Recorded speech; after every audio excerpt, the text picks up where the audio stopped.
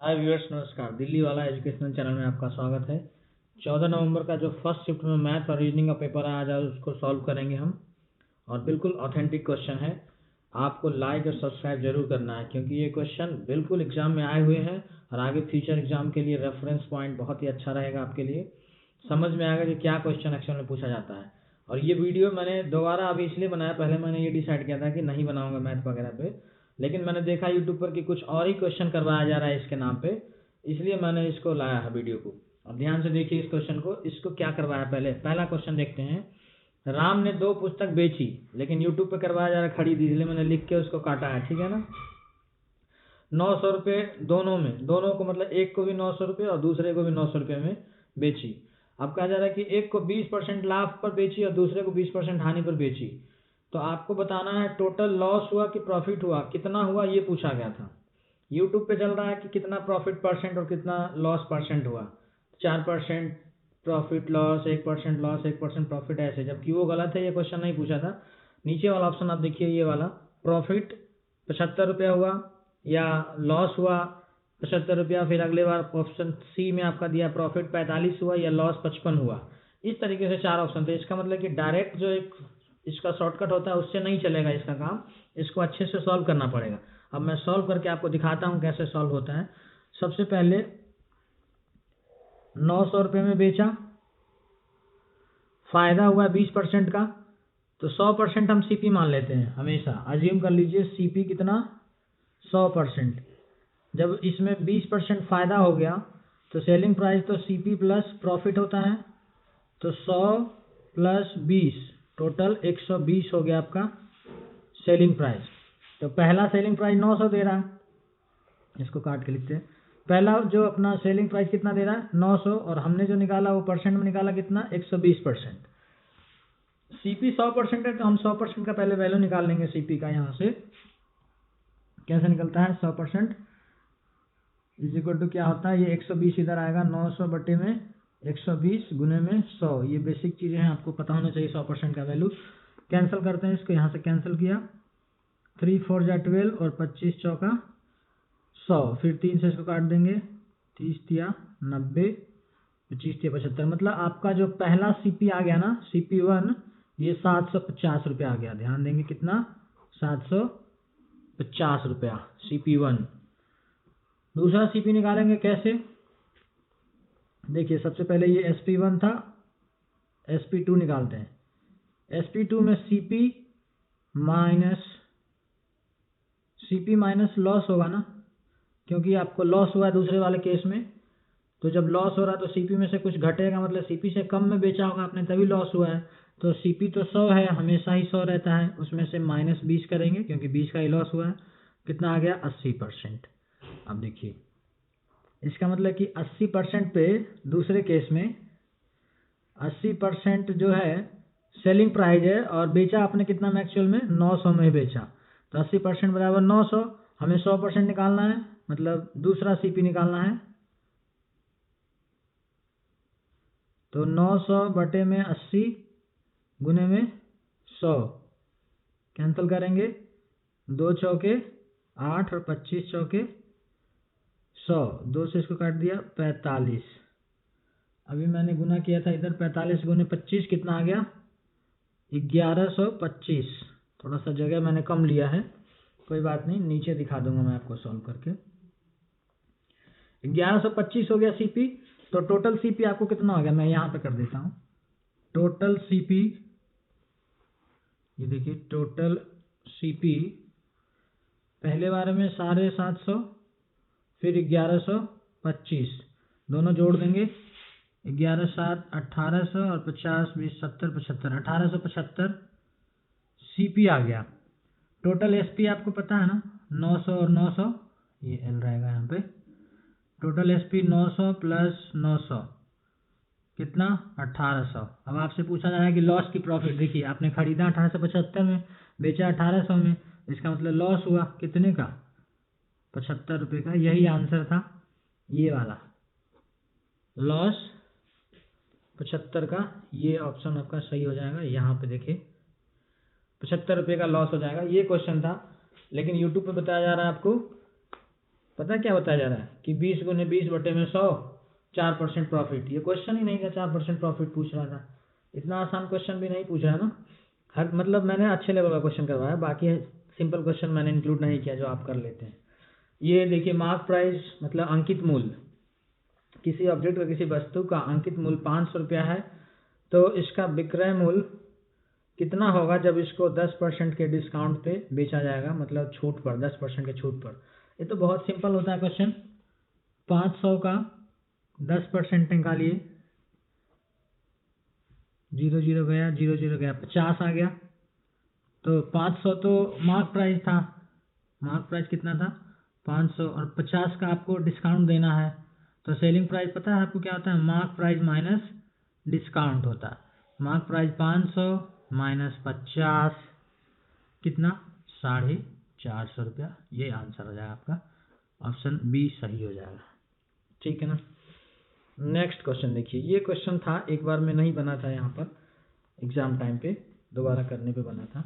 आपसे पूछ रहा है दूरी ए और बी के बीच का, और ए का एक निर्देशांक दिया है ए और बी का भी निर्देशांक दिया है -√3a और √3a। निर्देशांक मतलब कोऑर्डिनेट्स बोलते हैं इंग्लिश में इसको। अब इसको सॉल्व करेंगे हम दूरी सूत्र से। दूरी सूत्र आपको पता होगा, डिस्टेंस बराबर √x1 माइनस x2 का whole square, sorry x1 minus x2 नहीं होगा, x2 माइनस x1 का whole square plus y2 minus y1 का होल स्क्वायर। दिख रहा है आपको साफ साफ? यस। अब x2 का जो ये है x2, ये है x1, ये है y1, ये है y2। फिर से ध्यान से देखिए, ये x1, ये x2 और ये वाला y1 और ये y2। तो x2 का वैल्यू a हो गया, हम रखेंगे a अपने वाले में, a minus x2 minus x1। Okay sorry, by mistake मैंने कोऑर्डिनेट सही नहीं बताया आपको। ये x1 हो गया, ये y1 हो गया, क्योंकि हर निर्देशांक में x और y होता है। और यहाँ पर ये x2 और ये y2 हो गया। ओके, अब हम करते हैं इसको solve. x2 minus x1, x2 कितना है यहाँ पर, फिर से x2 है आपका -√3a माइनस x1 का स्क्वायर होता है। तो अच्छा, मैं इधर कॉपी नीचे कर दिया था, सॉरी। x2 माइनस x1 का स्क्वायर, x2 का कितना है -√3a, ये देखिए x2 है -√3a माइनस x1 है a लिखा, इसका स्क्वायर किया, प्लस है फॉर्मूला में बीच में, plus y2 minus y1। y2 का निर्देशांक √3a और y1 का निर्देशांक आपका a है, ये रहा y1 का निर्देशांक a, इसका स्क्वायर। इसको आप सॉल्व करेंगे, आपका आंसर आ जाएगा। चलिए मैं सॉल्व कर ही देता हूँ, एक बार पूरा बता देता हूँ आपको। -√3a माइनस a का होल स्क्वायर, माइनस माइनस दोनों में है, कॉमन लेंगे माइनस, और फिर उसका स्क्वायर करेंगे तो प्लस हो जाएगा। मतलब यहाँ पर माइनस खत्म हो गया, बचा क्या खाली आपके पास √3a प्लस a का होल स्क्वायर, प्लस इधर √3a माइनस a का होल स्क्वायर। ओके, अब आप इसको मान सकते हैं x, इसको y, इसको x, इसको y। इस तरीके का फॉर्मूला आपने पढ़ा होगा x प्लस y का। ये देखिए मैं कॉपी बार बार उधर कर देता हूँ। यहाँ पर क्या लिखा मैंने, माइनस माइनस कॉमन लेके हटा दिया, √3a को x मान लिया और a को y मान लिया, फिर √3a को x मान लिया और a को y मान लिया। तो x प्लस y का whole square plus x minus y का होल स्क्वायर, डायरेक्ट फॉर्मूला बनता है, रूट तो था तो रूट लगा देंगे हम, डायरेक्ट फॉर्मूला होता है 4x² प्लस y स्क्वायर। 4 को यहाँ लिखेंगे और x की जगह √3a है, √3a का स्क्वायर करेंगे तो 3a² प्लस y की जगह पे क्या है, a है, y की जगह पे a, इसको स्क्वायर किया, 3a और 4a। यहाँ पर कुछ मिस्टेक हुआ है, मैं दोबारा कर देता हूँ इसको। ये डायरेक्ट फॉर्मूला छोड़ दीजिए, इसको यहाँ करता हूँ मैं सॉल्व नीचे। जगह की थोड़ी सी कमी हो गई, कोई बात नहीं, आपको सीखना है। √3 और प्लस ए प्लस बी का होल स्क्वायर का फॉर्मूला लगाते हैं, ठीक है ना। तो ए स्क्वायर मतलब √3a का स्क्वायर, तो 3a स्क्वायर हो गया, प्लस बी स्क्वायर मतलब a का स्क्वायर, प्लस 2a, a की जगह √3a है और b की जगह तो a है, सॉरी b की लिख दिया b की जगह a है, ठीक है ना। प्लस में a माइनस बी का होल स्क्वायर कितना होता है, a का स्क्वायर करें √3 का स्क्वायर 3 और a का square a, plus B square होता है, बी की जगह अपना a है, माइनस 2a √3a और b की जगह भी a है। तो ये माइनस और ये प्लस कैंसिल हो गया क्योंकि सेम है वैल्यू, ठीक है ना। तो 3a स्क्वायर, इन सब में रूट लगा रहेगा, 3a square plus a square 4a square, यहाँ पे 4 3 7a स्क्वायर और एक और a स्क्वायर है 8a स्क्वायर, कितना आ गया √8a स्क्वायर। हम लिखते हैं 8 को 2 गुने 4 a स्क्वायर लिख सकते हैं, 4 का वर्गमूल 2 होता है, बाहर आ गया 2, और a स्क्वायर का वर्गमूल होता है a, तो बाहर आ गया a, बचा अंदर में √2।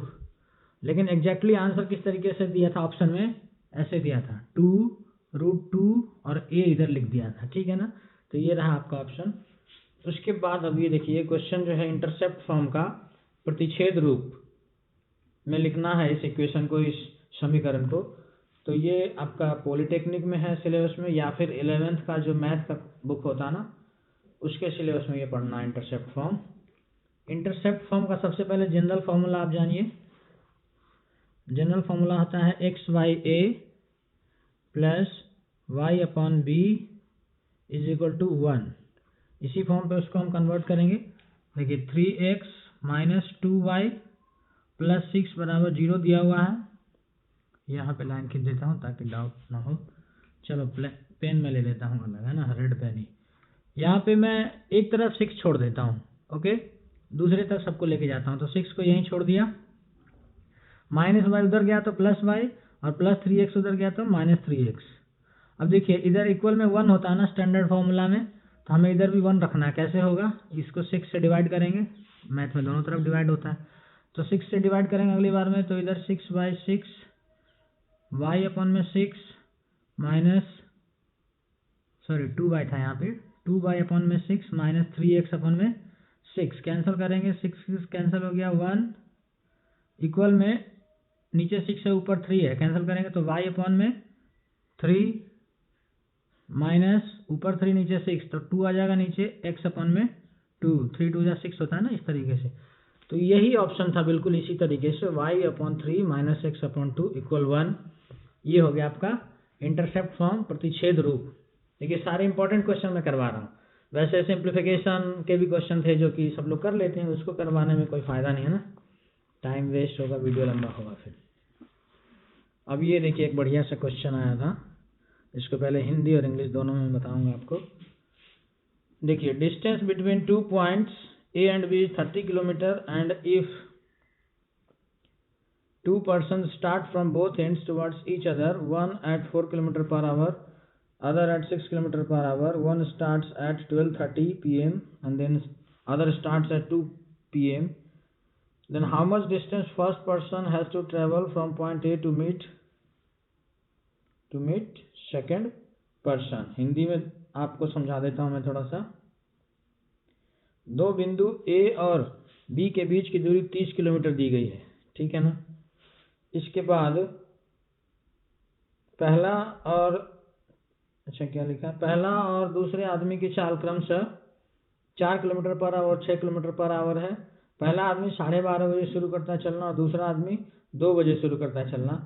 तो पहले आदमी को कितनी दूरी तय करनी पड़ेगी दूसरे आदमी से मिलने के लिए, यही क्वेश्चन पूछा गया है, ठीक है ना। एग्जैक्टली यही क्वेश्चन था और सेम डेटा भी है, मुझे याद है ये क्वेश्चन। आगे सॉल्व करते हैं इसको। देखिए सबसे पहले 2 पॉइंट ले लेंगे, आपको दिख रहा होगा, 2 पॉइंट ले लिया, यहाँ से यहाँ तक 30 किलोमीटर दूरी दिया हुआ है, 30 किलोमीटर दूरी दिया है ना, यस। उसके बाद आप मान लीजिए कि पहला पॉइंट का A नाम है, दूसरा पॉइंट का B, okay.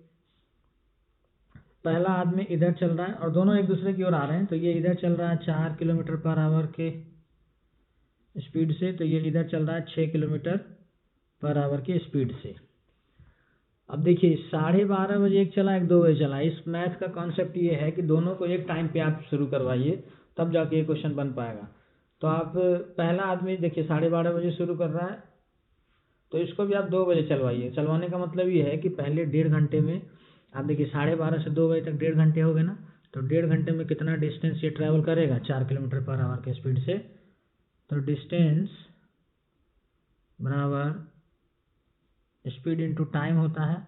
Speed 4 kilometre per hour है और टाइम 1.5 घंटा, मतलब 3/2 में लिख सकता हूँ उसको।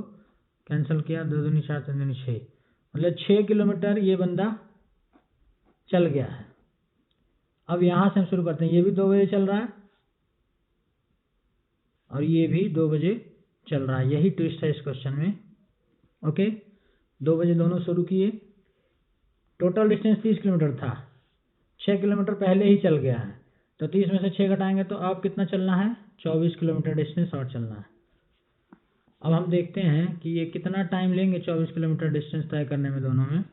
तो टाइम बराबर टोटल डिस्टेंस, चलिए मैं फॉर्मूला एक बार लिख देता हूँ, डिस्टेंस बाय रिलेटिव स्पीड यहाँ पर लिखेंगे,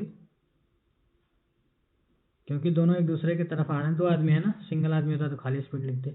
डिस्टेंस 24 किलोमीटर अपॉन में स्पीड, इधर से 6 आ रहा है, इधर से 4, तो रिलेटिव दोनों अलग, अगर दूसरे डायरेक्शन से आ रहे हैं अपोजिट डायरेक्शन में, तो जुड़ जाता है।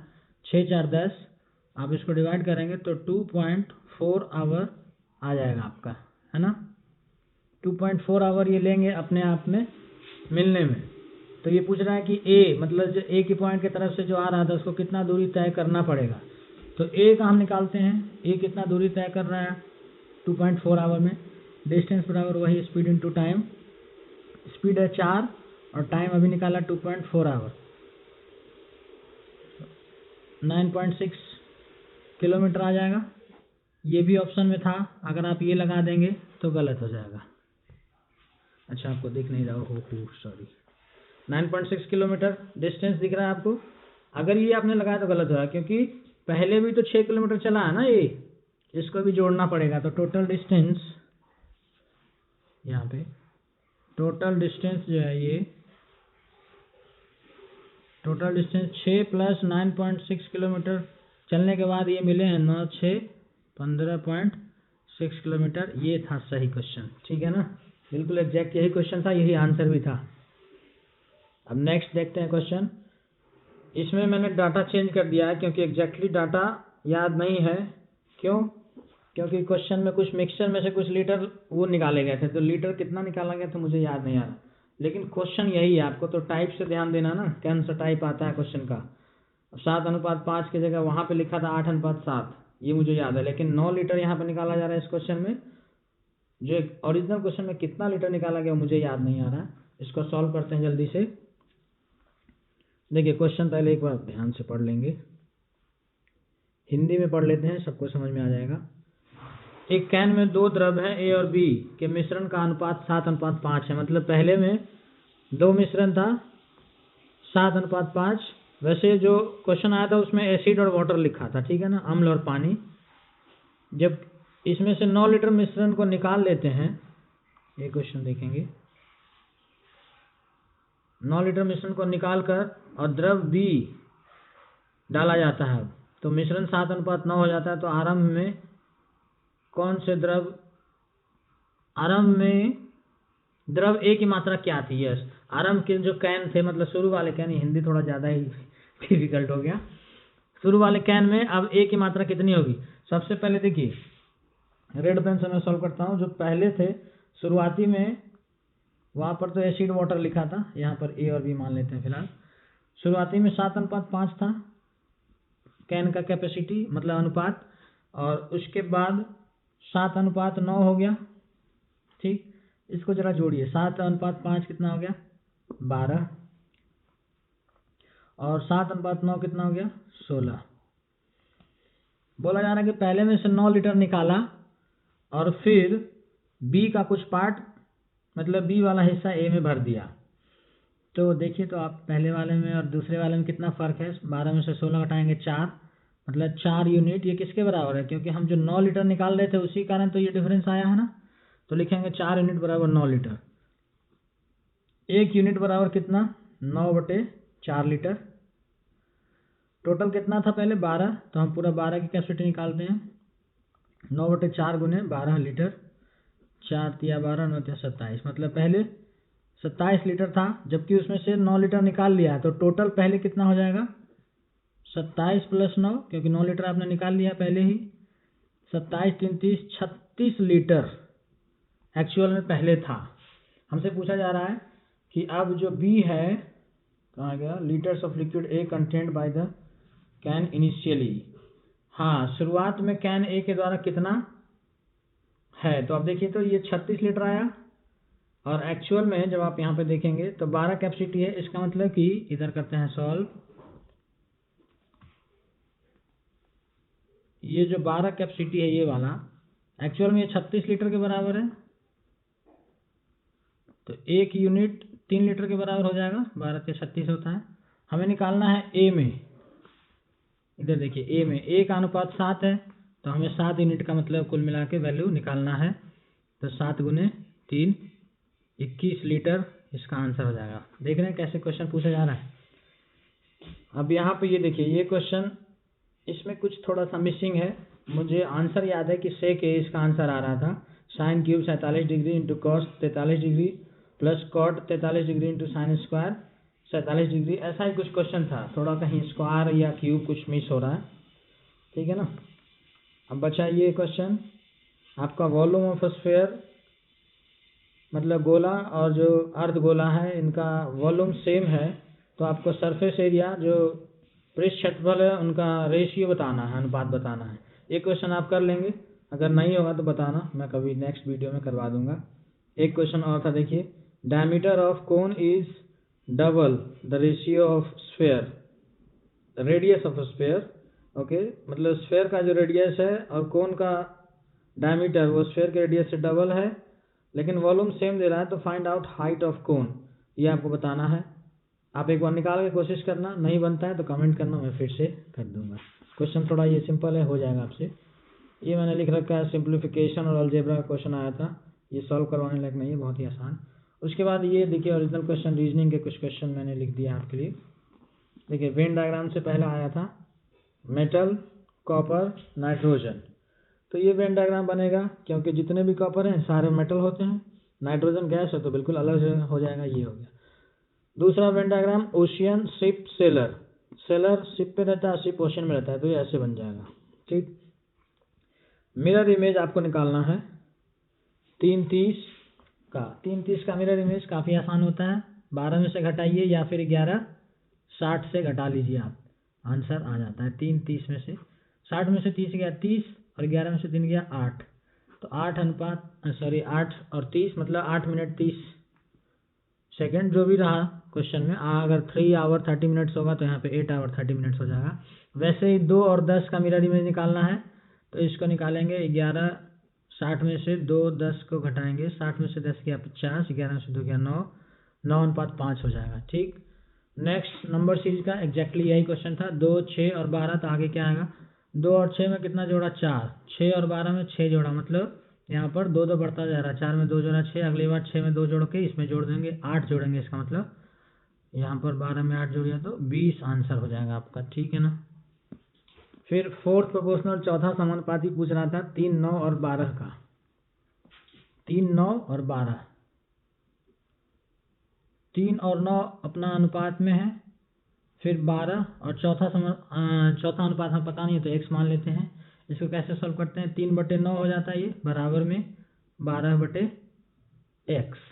x का वैल्यू निकालना है क्रॉस मल्टीप्लाई करके, 3 × x बराबर 12 × 9, x बराबर 12 × 9/3, 3 3 जा 9 और 12 दिया 36, ठीक है। एक टफ क्वेश्चन आया था, ये देखेंगे आप, वेन डायग्राम सही था, कुछ मिक्स करके दिया था। इलेक्ट्रॉनिक्स 78 आइटम खरीदे जाते हैं, इलेक्ट्रिकल इलेक्ट्रॉनिक्स मिला के 18 आइटम, मैकेनिकल पार्ट्स 49 आइटम, और फिर उसमें ये जो दिख रहा है आपको 5, तो ऐसा था कि 5 तीनों खरीदे जा रहे हैं, मतलब इलेक्ट्रॉनिक्स भी, मैकेनिकल भी, इलेक्ट्रिकल भी। तो फिर पूछ रहा था कि खाली इलेक्ट्रिकल कितने खरीद रहे हैं, वो थोड़ा सा डिफिकल्ट था उस टाइम के लिए। उसके बाद मिसिंग नंबर से था ये क्वेश्चन, मतलब डेटा याद नहीं है लेकिन मिसिंग नंबर से था। आप इसका रिवीजन देखिए, कीजिए, और आगे के लिए बहुत काम आएगा आपको ये वीडियो। थैंक यू, बहुत बहुत धन्यवाद। सब्सक्राइब जरूर कीजिएगा, बहुत मेहनत लग जाता है ना।